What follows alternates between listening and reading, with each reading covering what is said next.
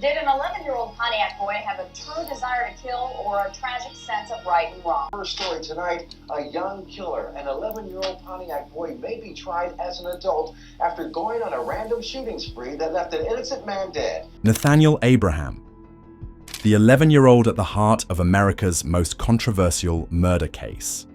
Abraham was convicted of murder back in 1997. He was just 11 years old at the time. Nathaniel Abraham was just 11 years old when he became the focus of one of the most controversial murder trials in US history. His story shocked the nation, dividing public opinion and sparking heated debates about justice, rehabilitation, and the treatment of juvenile offenders. But for those who lived in Nathaniel's neighborhood in Pontiac, Michigan, his arrest wasn't surprising. He threatened my grandsons all the time. He threw rocks at my mom's house. I mean, he was dangerous. But while many on his block wanted him locked up, one neighbor saw a different side. "It's crazy to charge him as an adult," they said. "He's just a broken child who made terrible decisions." The case, centered on an 11-year-old charged as an adult for murder, became a lightning rod for controversy. Let's unpack the events that led to this tragic moment and explore how they reflect larger societal issues. The crime and the arrest. On October 30th, 1997, 18-year-old Ronnie Green was shot in the head with a .22 caliber rifle. He passed away a day later. Police quickly identified Nathaniel as the shooter. According to investigators, he'd stolen the rifle earlier that day and was seen firing at houses and trees in the area. Nathaniel admitted to pulling the trigger, but claimed he'd been aiming at light bulbs and never intended to hit anyone. However, the prosecution painted a darker picture. They alleged that Nathaniel told his girlfriend he was going to shoot somebody and bragged about the shooting afterward.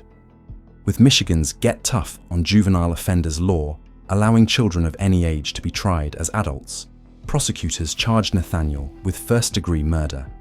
If convicted, he faced life in prison without parole.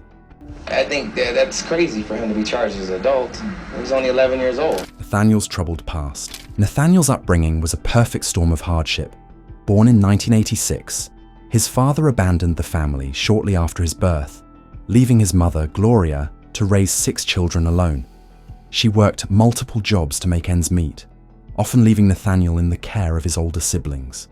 Without guidance or supervision, he exhibited antisocial behavior from a young age.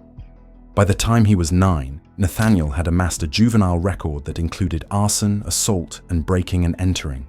He'd had 22 police encounters in just 2 years, several involving weapons. Gloria sought help from the authorities, but was repeatedly referred back and forth between police and juvenile courts. No one intervened, and Nathaniel's behavior escalated. The 1980s and the rise of juvenile crime. Nathaniel's case didn't occur in isolation. The 1980s saw a surge in violent juvenile crime, driven in part by the crack epidemic. Drug traffickers recruited children as low-level operatives, exploiting their ability to evade severe legal consequences.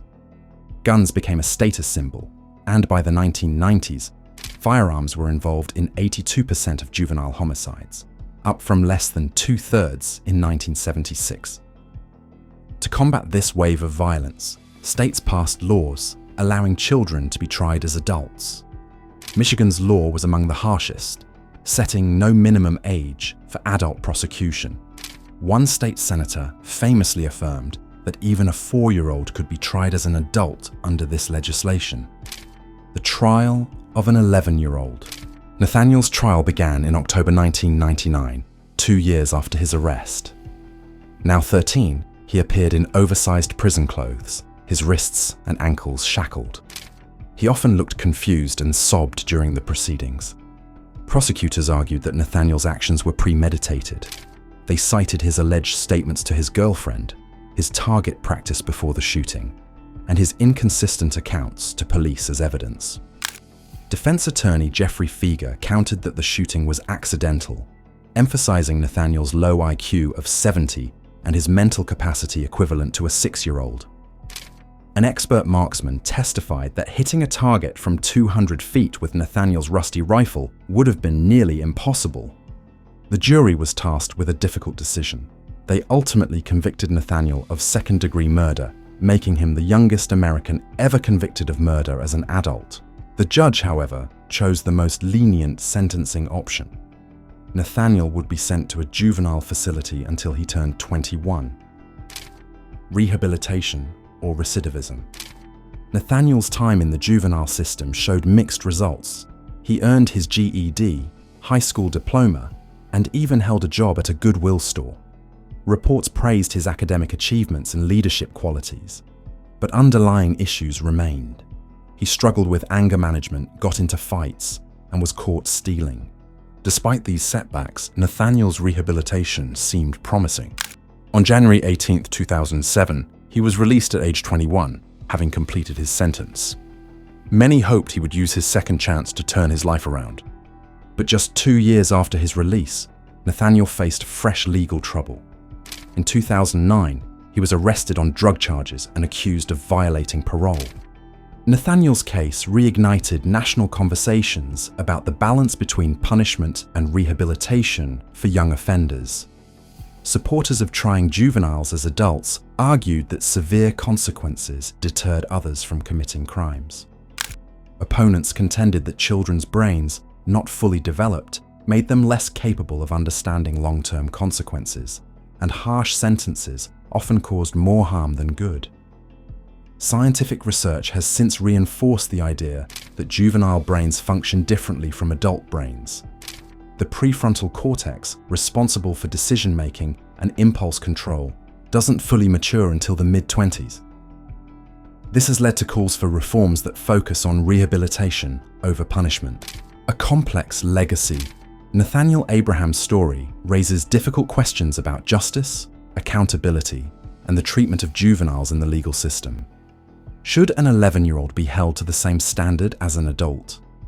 Can a child's actions truly be deemed premeditated in the same way an adult's might? And most importantly, how can society address the root causes of juvenile delinquency to prevent such tragedies?